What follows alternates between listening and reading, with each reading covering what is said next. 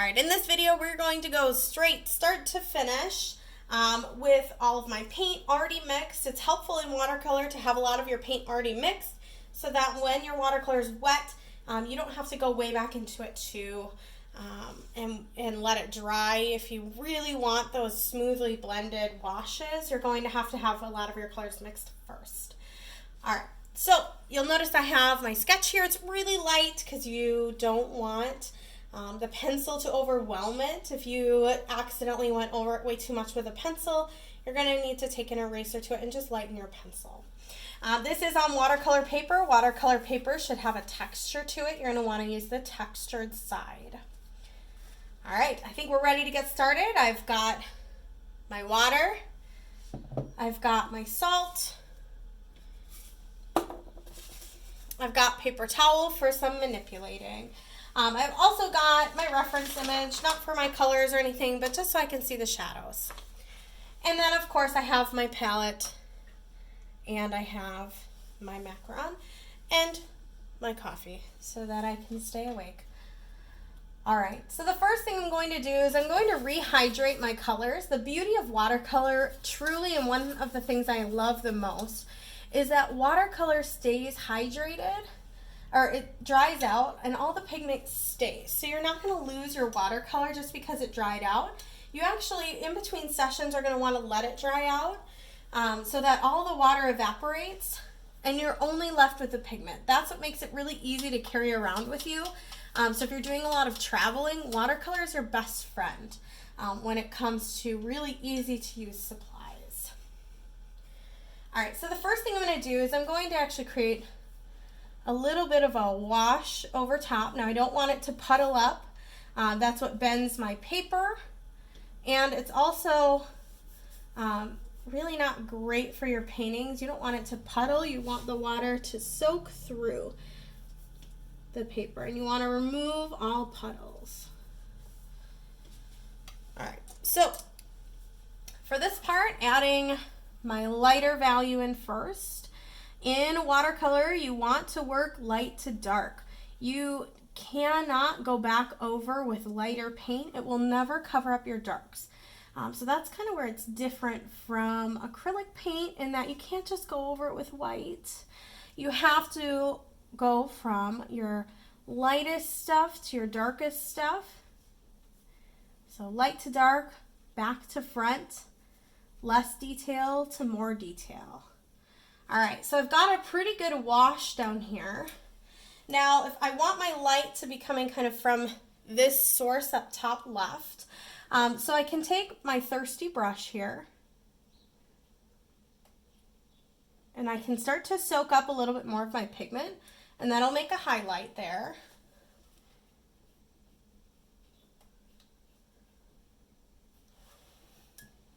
All right, then I'm going to take some of my darker values.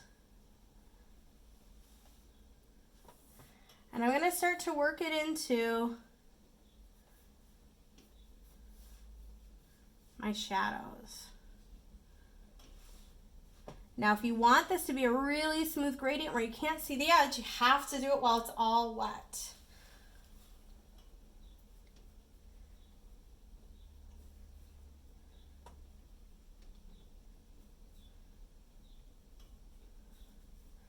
So I'm going to start working in kind of those darker values there. Now I'm going to do a technique here while we're working on the top. And let's say that it's not maybe just like a lime, but maybe it also has some blue in it. So I'm going to rehydrate my blue here.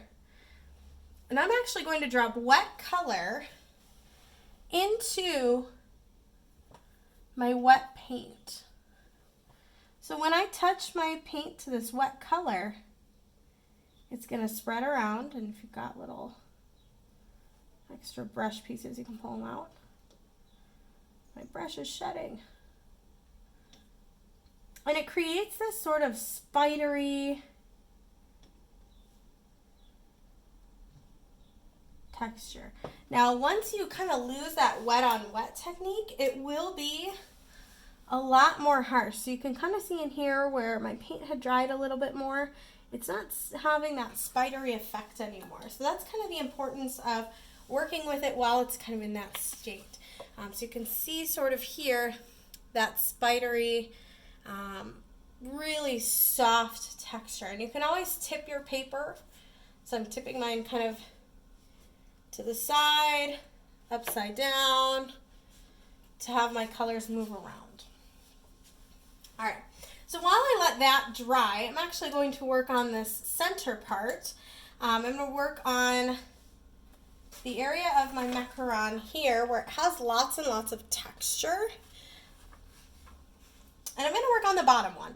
When you're working in watercolor, it's best to jump around a little bit. So if I went in right underneath here and started adding in my color, it probably wouldn't work that well because I am putting wet color next to wet paint. So then they'll blend together, and I don't really want that to happen.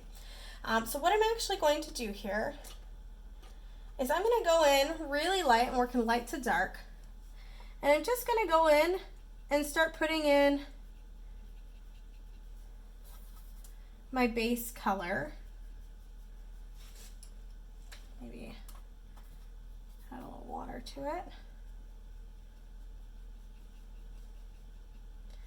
All right, so I've got this sort of base color here, and I do want to add a lot more green and a lot more of this darker color to it. So I might have to remake some of my pigments here. A lot more yellow.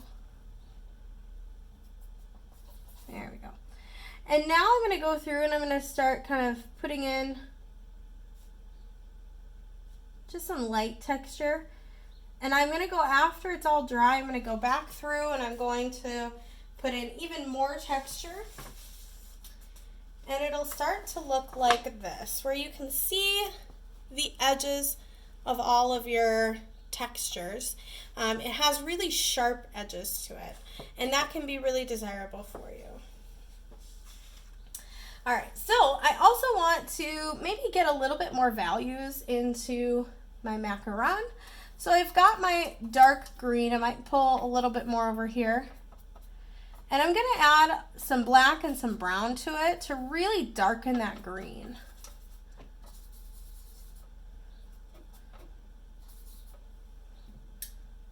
Make sure I'm cleaning my brush a little bit more.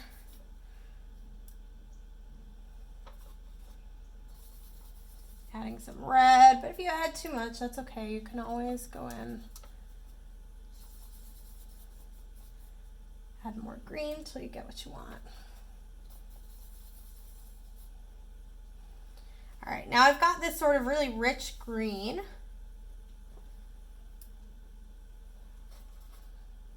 Add a little more brown. I want it to be pretty dark here.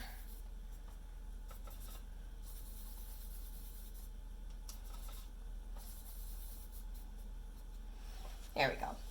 Now I've got some deeper shades on the bottom here. So I'm going to go in with my really light green and my bigger brush. It's green with a lot of yellow. A bit of red.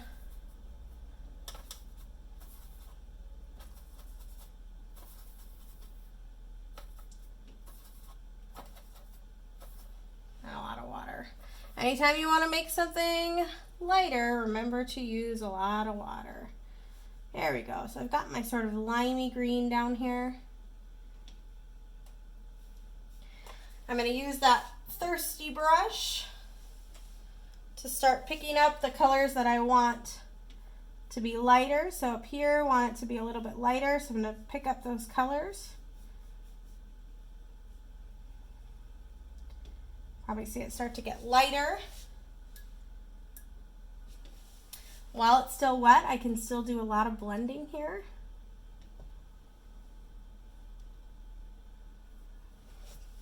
And now I want to put in my darker color. So it looks like I've got a little bit more water than I want, so I'm just going to take a dry brush and soak it up. Not the end of the world. Just going to soak it up.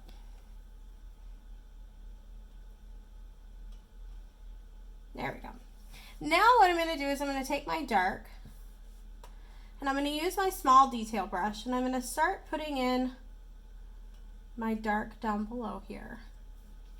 And my shadow, because it's hitting the table, my shadow is going to come up from below, and I can let it spider here, but I may not want it to actually do that. So what I'm going to do is I'm going to control that blending. So I'm going to kind of interrupt that spidery blend and do a lot more controlling of it. Now let's say I wanted to for sure add a lot more darks into there, maybe in the brown variety. I can go in and do that. I can maybe add a little black. And then I'll just want to make sure that whatever colors I'm adding, I'm also blending out. So all of this is happening while it's wet. So once it's dry though, you can still go in. So it kind of lost a little bit of its flavor and a little bit of its beauty. So what I'm going to do is while this area is pretty much dry now, watercolor doesn't take crazy amounts of time to dry, I'm going to start working in a little bit more of my dark values again. Now this is my kind of wet on dry technique. So I'm using wet paint on a dry surface, and you're going to notice that the colors don't really blend. That's okay, because I can blend them out by just using more water. I can make them more transparent so that I can see the layers underneath and still get the values that I'm looking for. So you're going to be working in lots of layers with watercolor, and this is kind of the best way to get that.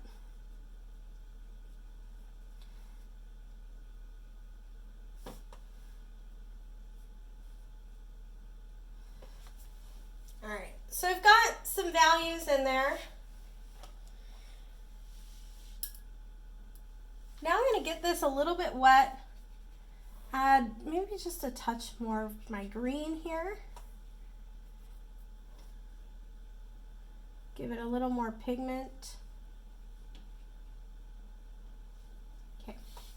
Now, I'm ready to actually start painting below here because it's pretty dry. So what I'm going to do is I'm actually going to paint my dark green up here.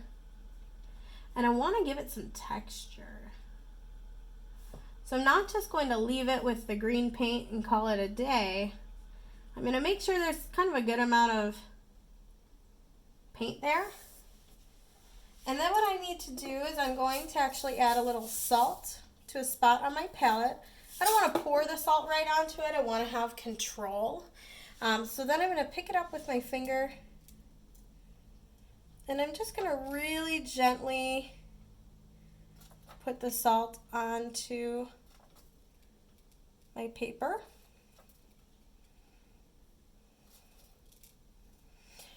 And salt kind of soaks up some water, so you're going to get some really cool textures. Salt is great if you've got like crashing waves or some really interesting textures in your painting. This is kind of the effect that salt can give you right up top here. So you don't leave the salt on your painting. Once it dries, you actually scrape the salt off, and then you get all these little pockets of outlined color because that's where the salt was sitting. So once this dries, I'm going to do that, but I'm not going to make you wait for that. All right, so then to finish it out, I might go in with my really light color and my small detail brush. And maybe because I used green all the way through and dropped in some teal, maybe the center of my macaron is going to be a sort of tealy blue.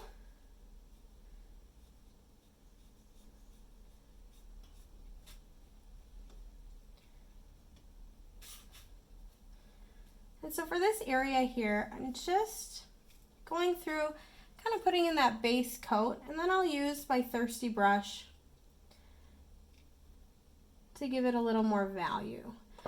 So these kind of base coats are giving you somewhere to manipulate. Watercolor is the best kind of painting way to manipulate.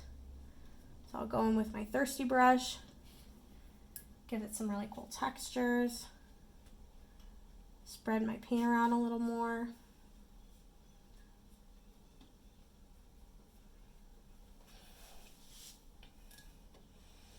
And then as like a finishing touch, I might go in add some more values to mine, especially with my dry paint.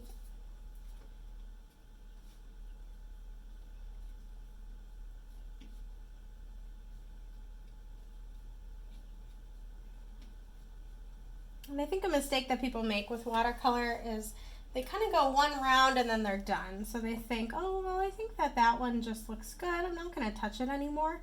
And I think that sometimes some of the best highlights and shadows that you get are going to be at the end when you're going back through and you're just kind of making everything pop a little more. So maybe you're adding a little bit more condensed green that you didn't think that you maybe wanted, but you feel like once everything gets a little washed out, you might actually need those.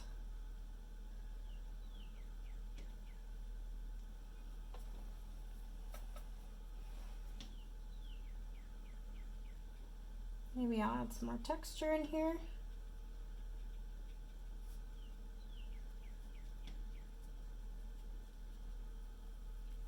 And then once it's dry, I might come back to it. I might make some changes. It's up to me.